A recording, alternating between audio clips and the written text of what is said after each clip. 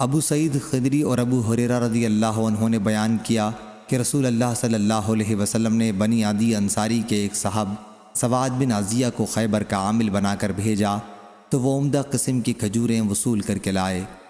حضرت صلی اللہ علیہ وسلم نے پوچھا، کیا خیبر کی تمام کھجوریں ایسی ہی ہیں؟ انہوں نے کہا، نہیں یا رسول اللہ صلی اللہ علیہ وسلم، اللہ کی قسم ہم ایسی 1 سا کھجور 2 سا خراب کھجور کے بدلے خرید لیتے ہیں۔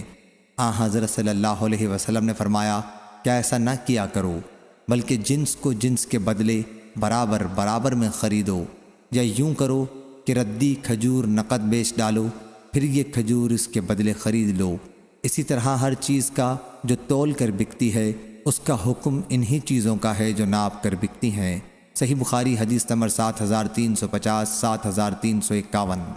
یزید بن عبداللہ بن حاد نے بیان کیا، ان سے محمد بن ابراہیم بن حارث نے، ان سے بصر بن سعید نے، ان سے عمرو بن العاص کے مولا ابو قیس نے، ان سے عمرو بن عاص رضی اللہ عنہ نے، انہوں نے رسول اللہ صلی اللہ علیہ وسلم سے سنا، آپ نے فرمایا کہ جب حاکم کوئی فیصلہ اپنے اجتہاد سے کرے اور فیصلہ صحیح ہو تو اسے دوہرا ثواب ملتا ہے، اور جب کسی فیصلے میں اجتہاد کرے اور غلطی کر جائے تو اسے اکہرا ثواب ملتا ہے۔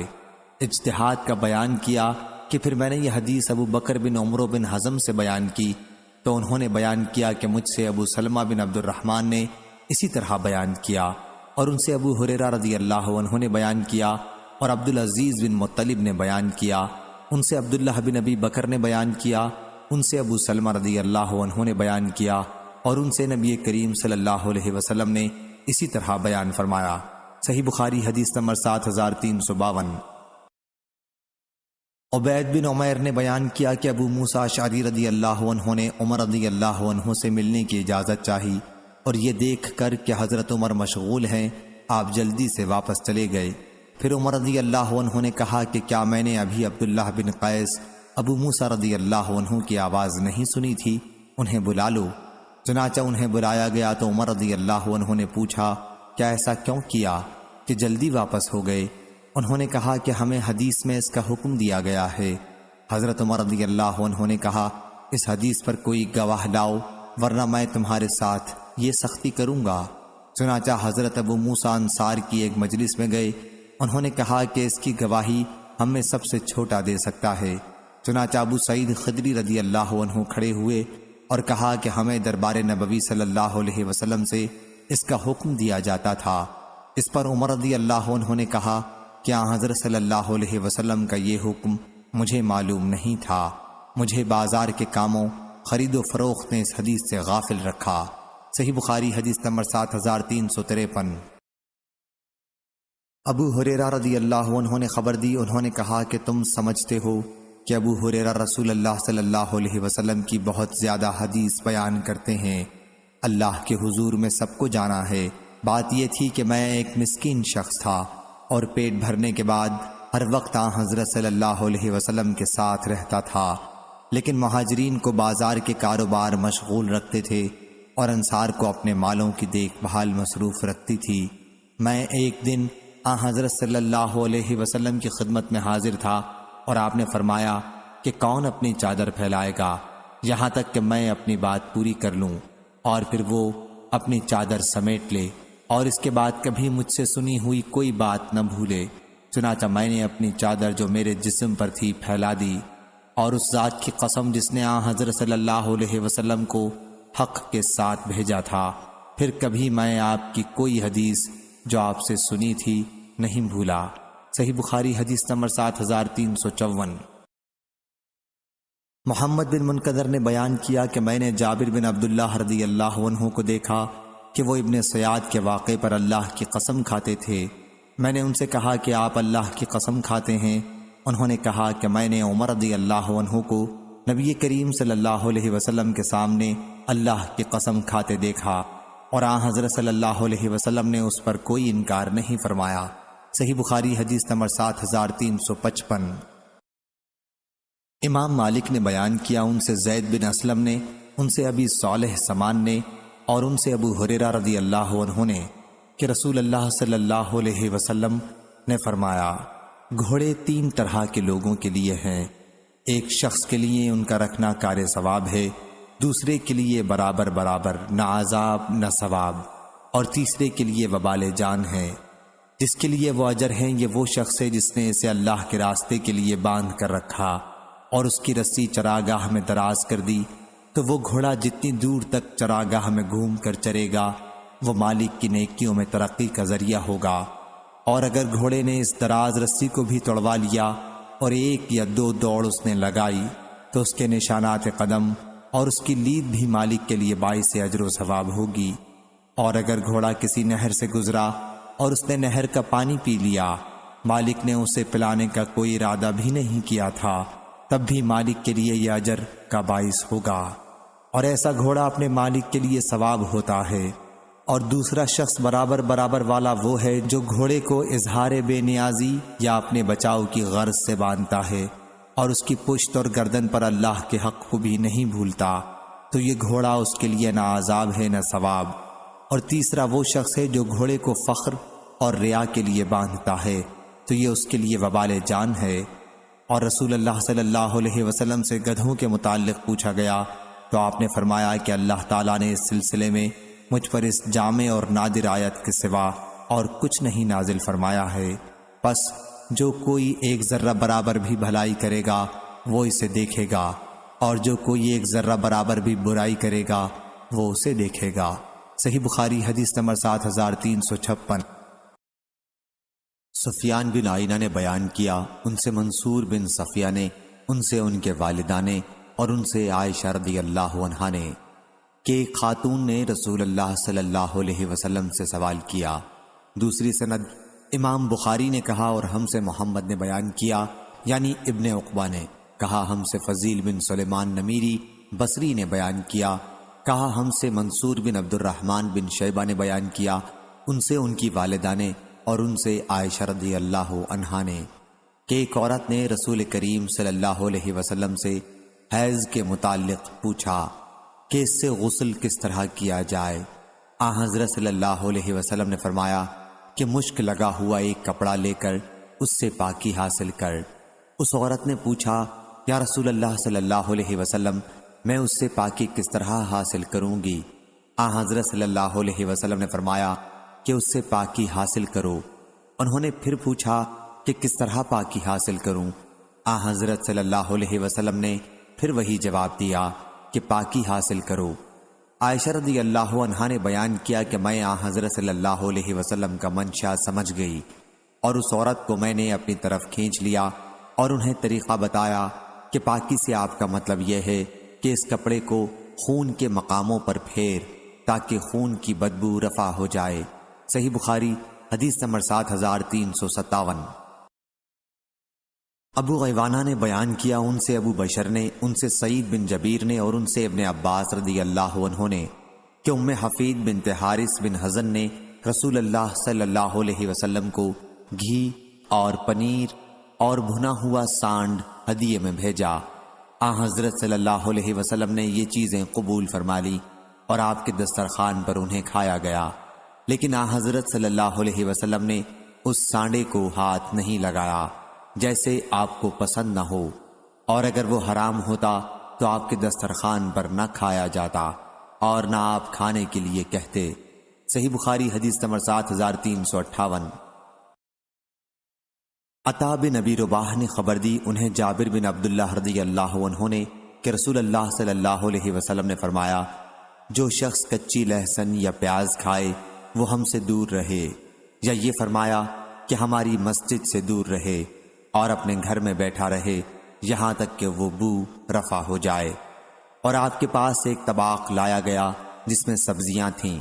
حضرت صلی اللہ علیہ وسلم نے اس میں بو محسوس کی، پھر آپ کو اس میں رکھی ہوئی سبزیوں کے متعلق بتایا گیا تو آپ نے اپنے بعض صحابہ رضی اللہ عنہم کی طرف جو آپ کے ساتھ تھے اشارہ کر کے فرمایا کہ ان کے پاس لے جاؤ، لیکن جب ان صحابہ رضی اللہ عنہم نے اسے دیکھا تو انہوں نے بھی اسے کھانا پسند نہیں کیا۔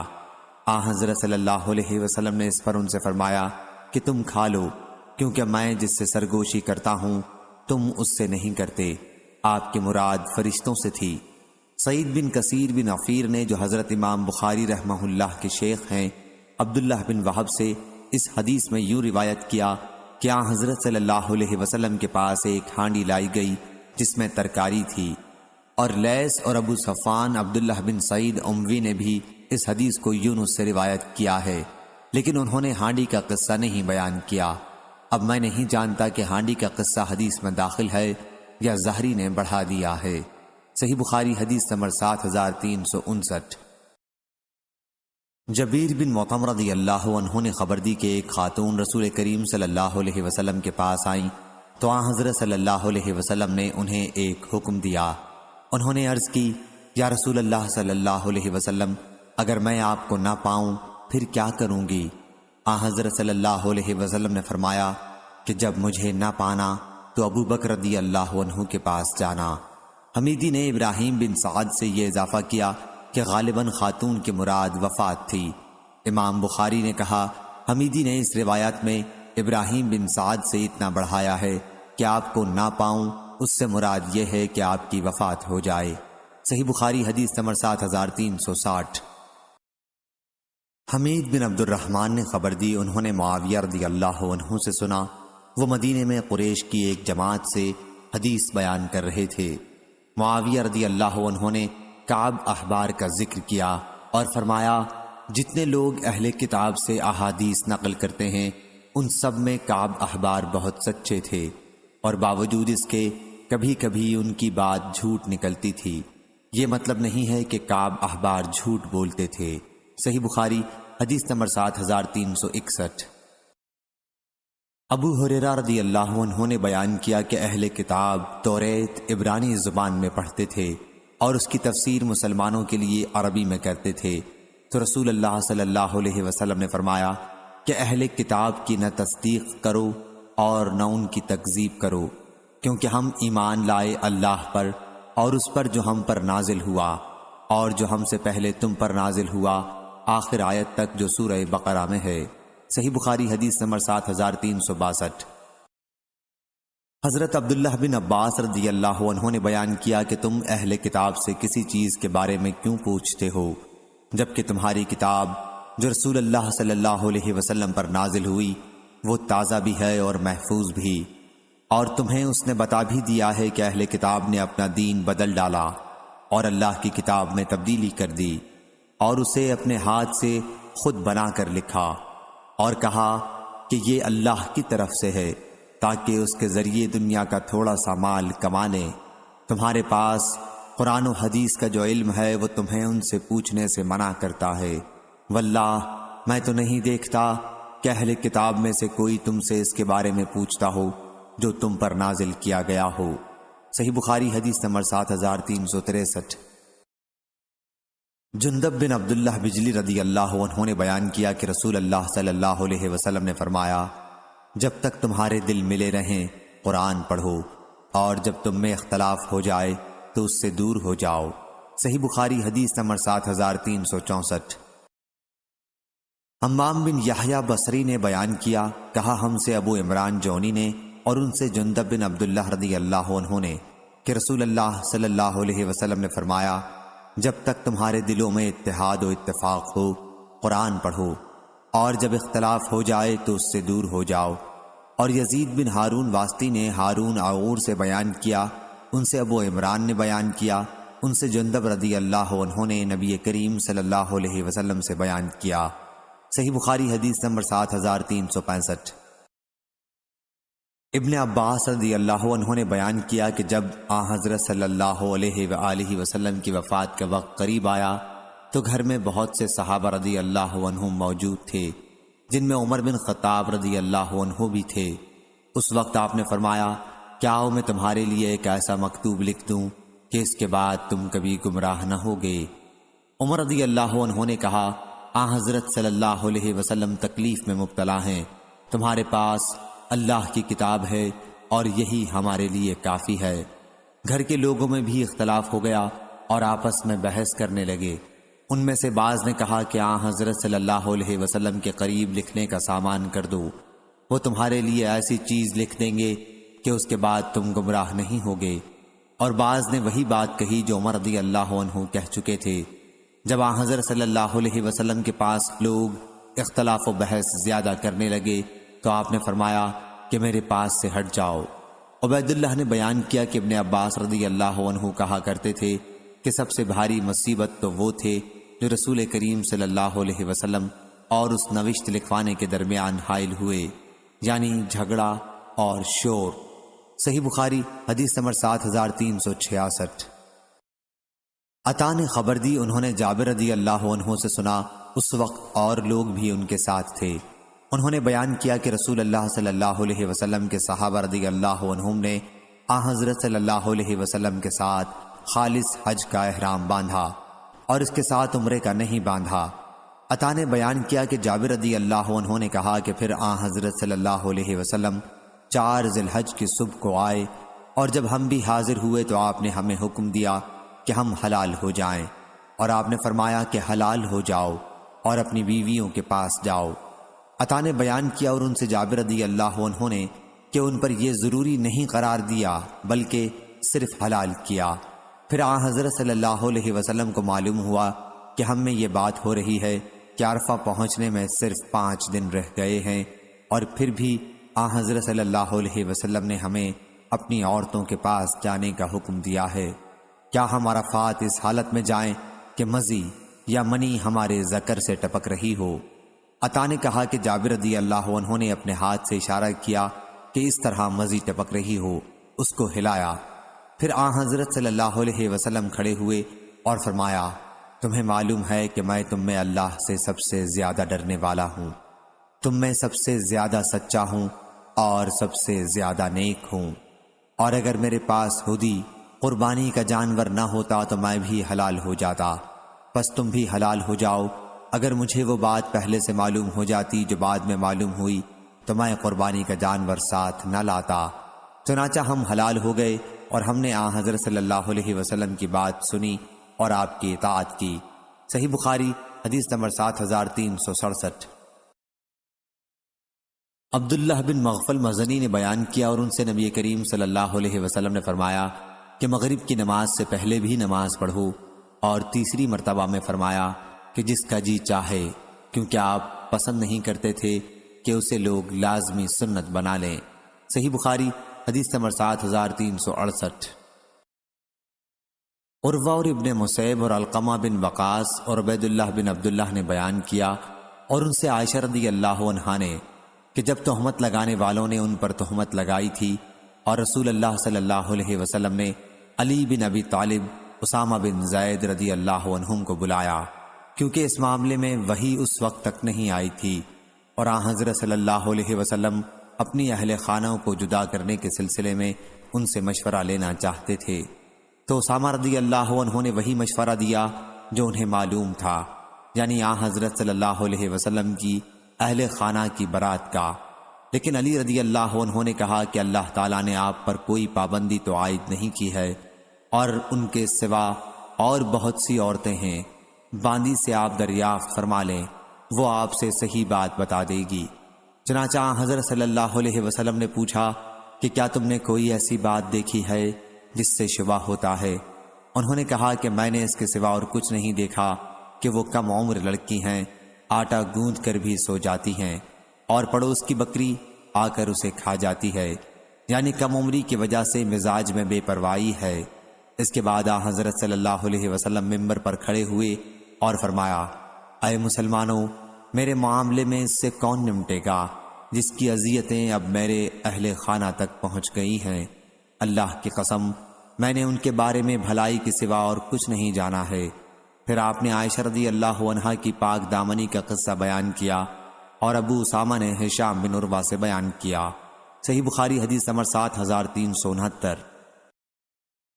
عائشہ رضی اللہ عنہا نے بیان کیا کہ رسول اللہ صلی اللہ علیہ وسلم نے لوگوں کو خطاب کیا اور اللہ کی حمد و ثنا کے بعد فرمایا، تم مجھے ان لوگوں کے بارے میں کیا مشورہ دیتے ہو جو میرے اہل خانہ کو بدنام کرتے ہیں، حالانکہ ان کے بارے میں مجھے کوئی بری بات کبھی معلوم نہیں ہوئی۔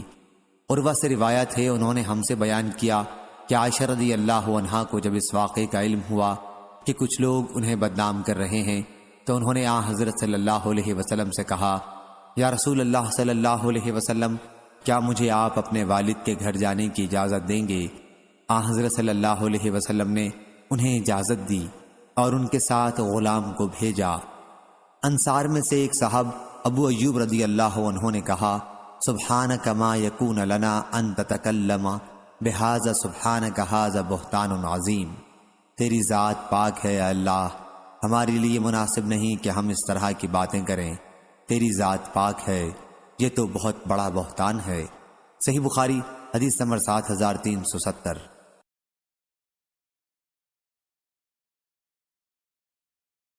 حضرت عبداللہ بن عباس رضی اللہ عنہ نے بیان کیا کہ نبی کریم نے معاذ بن جبل رضی اللہ عنہ کو یمن بھیجا۔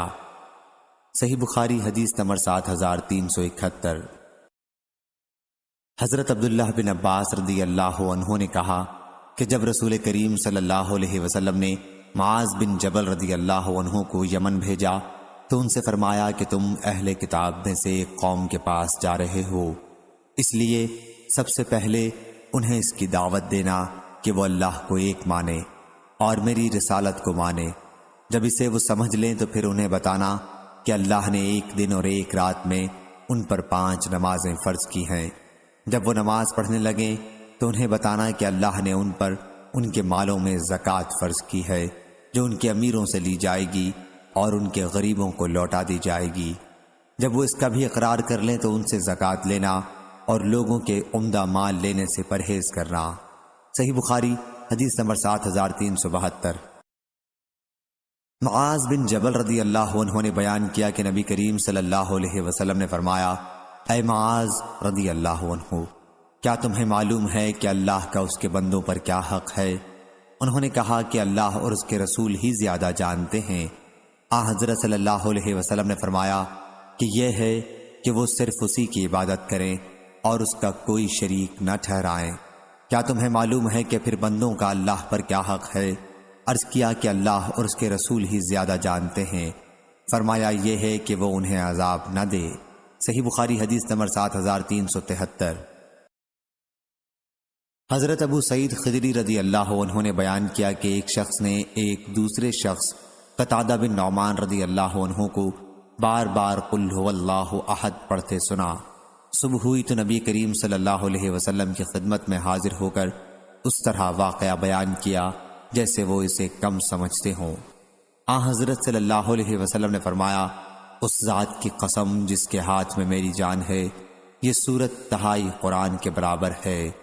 اسماعیل بن جعفر نے امام مالک سے یہ بڑھایا کہ ان سے عبد الرحمن نے، ان سے ان کے والد نے اور ان سے ابو سعید خدری رضی اللہ عنہ نے کہا کہ مجھے میرے بھائی قتادہ بن نعمان رضی اللہ عنہ نے خبر دی نبی کریم صلی اللہ علیہ وسلم سے۔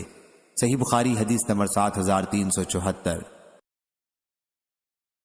ابن وہب نے بیان کیا ان سے عمروں نے، ان سے ابن ابی ہلال نے اور ان سے ابو رجال محمد بن عبد الرحمن نے، ان سے ان کی والدہ عمرہ بنت عبد الرحمن نے، وہ ام المومنین عائشہ رضی اللہ عنہا کی پرورش میں تھیں۔ انہوں نے عائشہ رضی اللہ عنہا سے بیان کیا کہ نبی کریم صلی اللہ علیہ وسلم نے ایک صاحب کو ایک مہم پر روانہ کیا۔ وہ صاحب اپنے ساتھیوں کو نماز پڑھاتے تھے اور نماز میں ختم قل هو اللہ احد پر کرتے تھے۔ جب لوگ واپس آئے تو اس کا ذکر حضرت صلی اللہ علیہ وسلم سے کیا۔ حضرت صلی اللہ علیہ وسلم نے فرمایا کہ ان سے پوچھو کہ وہ یہ طرز عمل کیوں اختیار کیے ہوئے تھے۔ چنانچہ لوگوں نے پوچھا تو انہوں نے کہا کہ وہ ایسا اس لیے کرتے تھے کہ یہ اللہ کی صفت ہے اور میں اسے پڑھنا عزیز رکھتا ہوں۔ حضرت صلی اللہ علیہ وسلم نے فرمایا کہ انہیں بتا دو کہ اللہ بھی انہیں عزیز رکھتا ہے۔ صحیح بخاری حدیث نمبر 7375۔ جریر بن عبداللہ رضی اللہ عنہ نے بیان کیا کہ رسول اللہ صلی اللہ علیہ وسلم نے فرمایا، جو لوگوں پر رحم نہیں کھاتا اللہ بھی اس پر رحم نہیں کھاتا۔ صحیح بخاری حدیث نمبر 7376۔ اسامہ بن زید رضی اللہ عنہ نے بیان کیا کہ ہم رسول اللہ صلی اللہ علیہ وسلم کے پاس تھے کہ آپ کی ایک صاحبزادی حضرت زینب رضی اللہ عنہا کے بھیجے ہوئے ایک شخص آپ کی خدمت میں حاضر ہوئے کہ ان کے لڑکے جاں کنی میں مبتلا ہیں اور وہ حضور صلی اللہ علیہ وسلم کو بلا رہی ہیں۔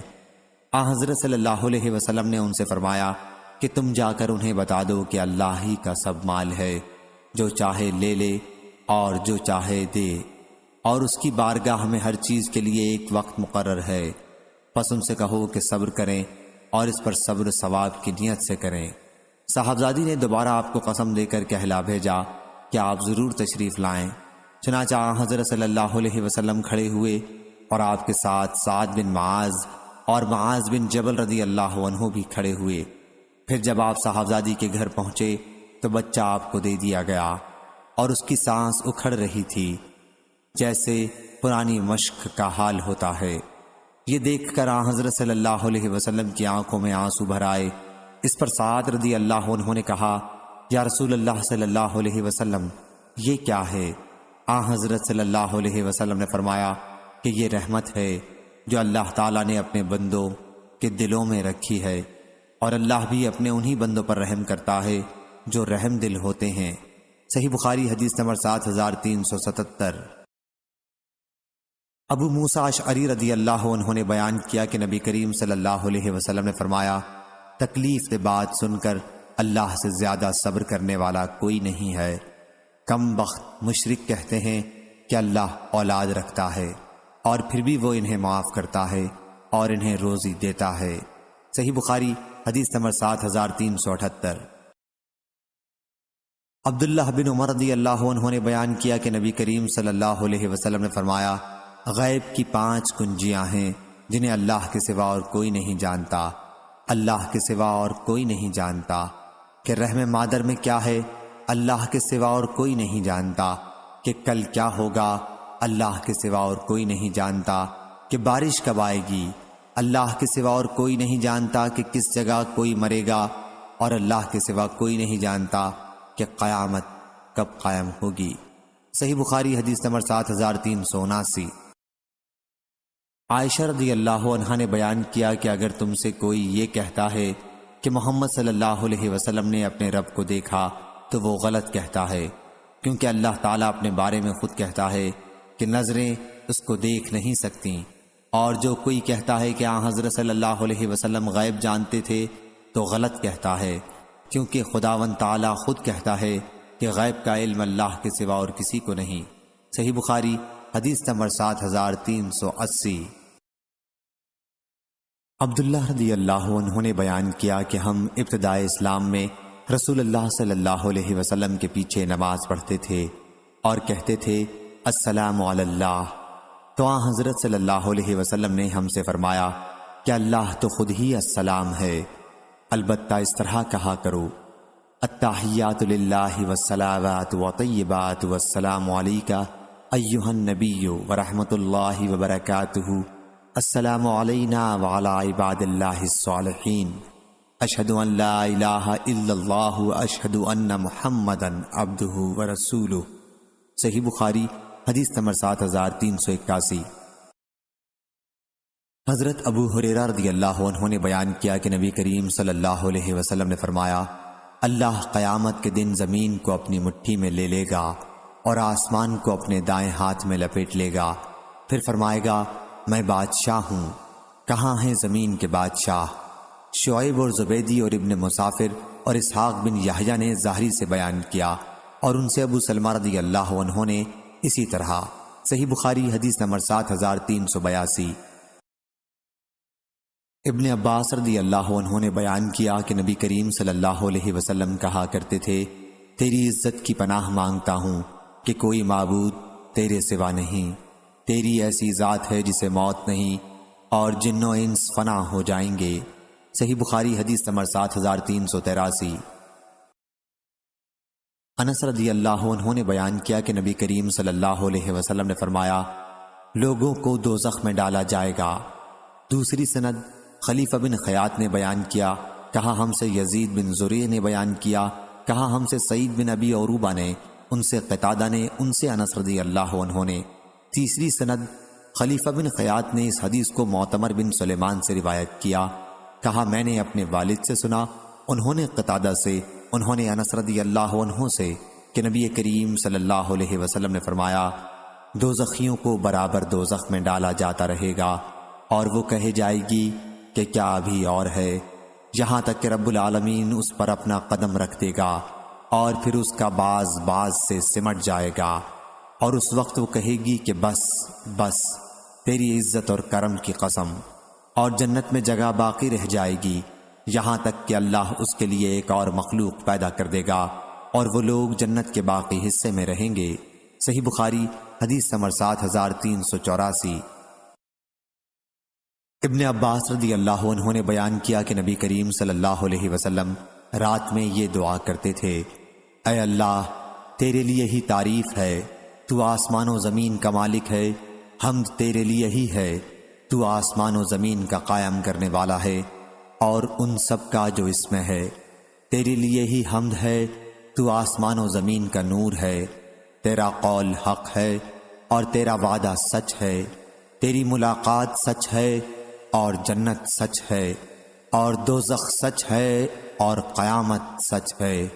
اے اللہ، میں نے تیرے ہی سامنے سر جھکا دیا، میں تجھ ہی پر ایمان لایا، میں نے تیرے ہی اوپر بھروسہ کیا اور تیری ہی طرف رجوع کیا، میں نے تیری ہی مدد کے ساتھ مقابلہ کیا اور میں تجھی سے انصاف کا طلبگار ہوں، پس تو میری مغفرت کر ان تمام گناہوں میں جو میں پہلے کر چکا ہوں اور جو بعد میں مجھ سے صادر ہوں، جو میں نے چھپا رکھے ہیں اور جن کا میں نے اظہار کیا ہے۔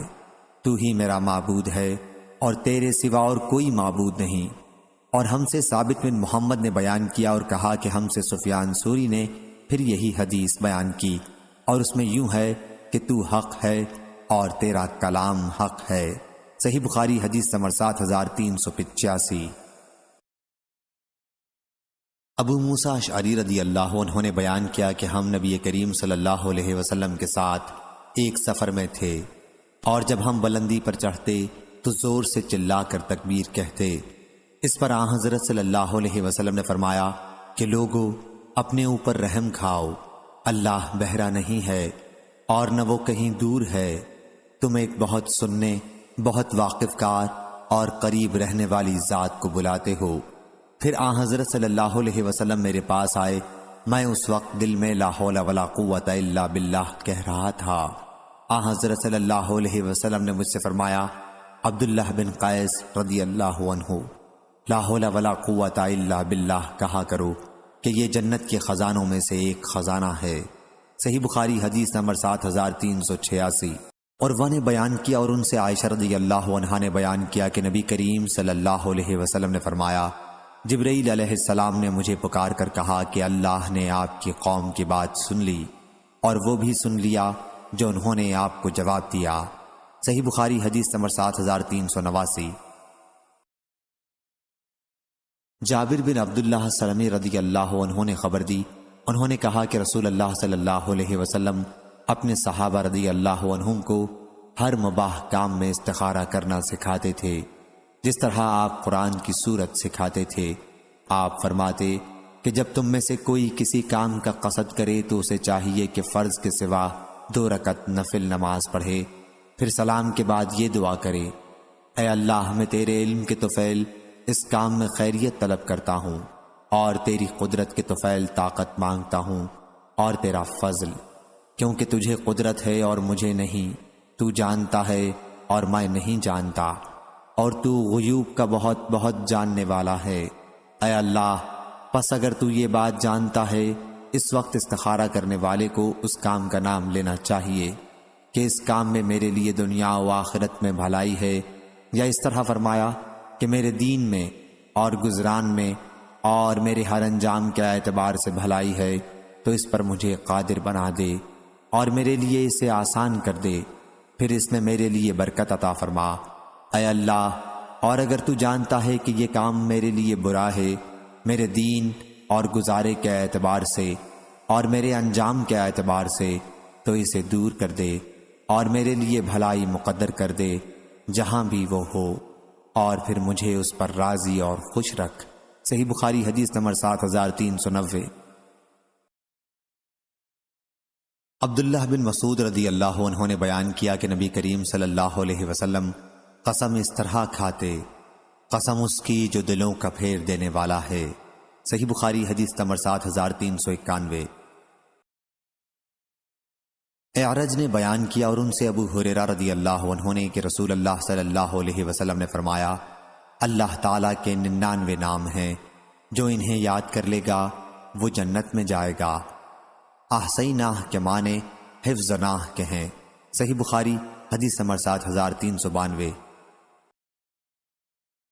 امام مالک نے بیان کیا ان سے سعید بن ابی سعید مقبری نے اور ان سے ابو ہریرہ رضی اللہ عنہ نے کہ رسول کریم صلی اللہ علیہ وسلم نے فرمایا، جو شخص اپنے بستر پر جائے تو اسے چاہیے کہ اسے اپنے کپڑے کے کنارے سے 3 مرتبہ صاف کر لے اور یہ دعا پڑھے، اے میرے رب، تیرا نام لے کر میں اپنی کروٹ رکھتا ہوں اور تیرے نام ہی کے ساتھ اسے اٹھاؤں گا۔ اگر تو نے میری جان کو باقی رکھا تو اسے معاف کرنا، اور اگر اسے اپنی طرف سوتے ہی میں اٹھا لیا تو اس کی حفاظت اس طرح کرنا جس طرح تو اپنے نیکوکار بندوں کی حفاظت کرتا ہے۔ اس روایت کی مطابقت یحییٰ اور بشر بن فضل نے عبید اللہ سے کی ہے، ان سے سعید نے اور ان سے ابو ہریرہ رضی اللہ عنہ نے اور ان سے نبی کریم صلی اللہ علیہ وسلم نے، اور زہیر، ابو زمرہ اور اسماعیل بن زکریا نے عبید اللہ سے یہ اضافہ کیا کہ ان سے سعید نے، ان سے ان کے والد نے اور ان سے ابو ہریرہ رضی اللہ عنہ نے اور ان سے نبی کریم صلی اللہ علیہ وسلم نے فرمایا، اور اس کی روایت ابن عجلان نے کی، ان سے سعید نے، ان سے ابو ہریرہ رضی اللہ عنہ نے اور ان سے نبی کریم صلی اللہ علیہ وسلم نے۔ صحیح بخاری حدیث نمبر 7393۔ حذیفہ رضی اللہ عنہ نے بیان کیا کہ نبی کریم صلی اللہ علیہ وسلم جب اپنے بستر پر لیٹنے جاتے تو یہ دعا کرتے، اے اللہ، تیرے نام کے ساتھ زندہ ہوں اور اسی کے ساتھ مروں گا، اور صبح ہوتی تو یہ دعا کرتے، تمام تعریف اس اللہ کے لیے ہے جس نے اس کے بعد زندہ کیا کہ ہم مر چکے تھے اور اسی کی طرف اٹھ کر جانا ہے۔ صحیح بخاری حدیث نمبر 7394۔ ابو ذر رضی اللہ عنہ نے بیان کیا کہ نبی کریم صلی اللہ علیہ وسلم جب رات میں لیٹنے جاتے تو کہتے، ہم تیرے ہی نام سے مریں گے اور اسی سے زندہ ہوں گے، اور جب بیدار ہوتے تو کہتے، تمام تعریف اس اللہ کے لیے ہے جس نے ہمیں مارنے کے بعد زندہ کیا اور اسی کی طرف جانا ہے۔ صحیح بخاری حدیث نمبر 7395۔ جریر نے بیان کیا ان سے منصور نے، ان سے سالم نے، ان سے قریب نے اور ان سے ابن عباس رضی اللہ عنہ نے کہ رسول اللہ صلی اللہ علیہ وسلم نے فرمایا، جب تم میں سے کوئی اپنی بیوی کے پاس جانے کا ارادہ کرے اور یہ دعا پڑھ لے، شروع اللہ کے نام سے، اے اللہ، ہمیں شیطان سے دور رکھنا، اور تو جو بچہ عطا کرے اسے بھی شیطان سے دور رکھنا، تو اسی صحبت میں ان دونوں سے کوئی بچہ نصیب ہوا تو شیطان اسے کبھی نقصان نہیں پہنچا سکے گا۔ صحیح بخاری حدیث نمبر 7396۔